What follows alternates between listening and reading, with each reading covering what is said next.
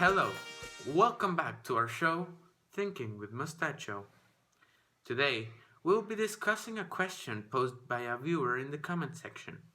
And let me see, is it morally correct to buy a product that comes at the expense of someone else suffering? Oh, what an excellent question to be talked about today by our guests. Please welcome Amelia Campo and Ricardo Ramirez. Hello, I'm Amelia Campo, and I study at the University of Harvard. I ended up being a philosopher. I was thrilled to be invited to the show and talk about the question that is prepared for us. Hi, my name is Ricardo Ramirez, and I am a law graduate from the Thesis. Thank you for having me, and I hope we have a wonderful time. So, introducing a bit of the topic. The question, is it morally correct to buy a product that comes at the expense of someone else suffering, is a philosophical question focusing on the branch of ethics. This poses a question in the morality of buying certain products whose creation caused suffering to workers, either from poor work conditions, outrageously low salaries, and many others. The problem with buying these products arises from the capitalist system most countries have, since this makes it so that the success of a company comes from the consumers and the selling of these products. This means that by buying a company's products, you are helping it grow and essentially saying that you like what they are doing. With this out of the way, Amelia Campo, would you please present the main thesis for today and your supporting arguments? Thank you, Mr. Mostacho. I believe that causing someone suffering is wrong. Therefore, contributing to someone's suffering through buying a product is morally incorrect. To support this thesis, there is a theory of deontology, which states the actions are right or good by themselves. We have obligations and duties to follow the rules that we have in our society. To cause someone suffering is known in society to be a wrong thing and should not be done. I really like this kind of phrase. Some people equate moral behavior with legal behavior. What do I mean by this?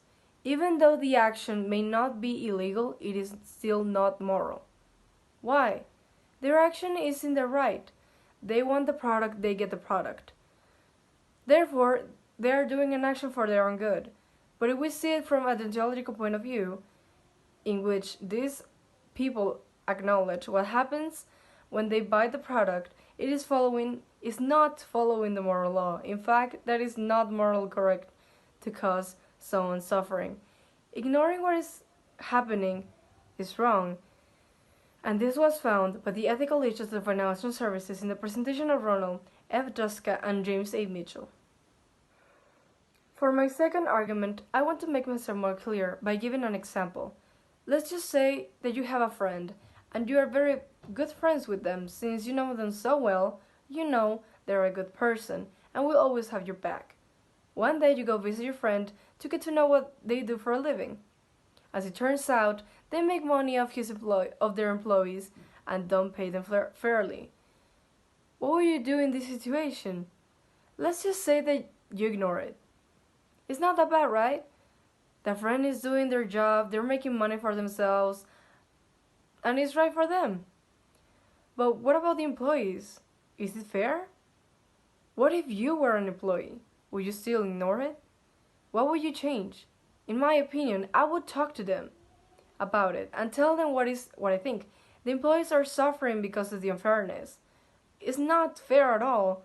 No one should abuse their power for selfishness, and even if they were my best friend, I will never let my friend go to the wrong path. It doesn't go with how I think and how I am as a person. Very well. Ricardo, you can give your counter-arguments now. Well, I'd say that we first have to see the problem on a bigger scale, not only focusing on ourselves. We have to consider that today products are becoming more accessible and are produced in higher numbers to satisfy the 7.7 billion people that live on this earth. This counterargument will be based on the ethical theory of utilitarianism. For those of you who don't know, Utilitarianism mainly focuses on maximizing the benefits for the most people. In this particular case, we can see that companies look towards providing and benefiting the consumers by giving them what they want to the desired price and quality.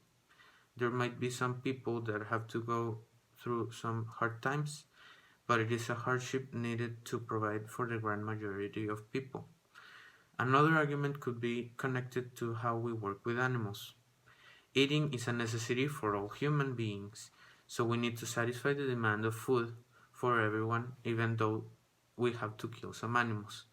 It wouldn't be morally correct to deprive people of food, and as such, it is not correct to deprive people from buying the products they want.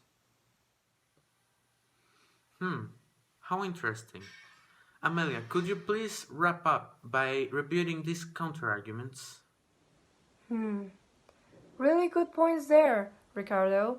But I must say, why should there be a person suffering for the best of everyone? Would you like to be part of these people that suffer just for the better of everyone else? It's not fair, is it? There should be more balance so there's a better way of living for everyone. People shouldn't be suffering for someone else's benefits.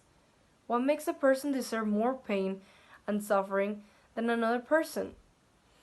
We are all human beings, and no human is more deserving of pleasure or suffering or any kind of pain than another. As for the last part, I understand that eating is somewhat of a necessity for humans, but there is no need to kill to eat. We can manage with what they can give us. Like chicken can give us eggs, the cows can give milk, in which you can get cheese and other dairy products.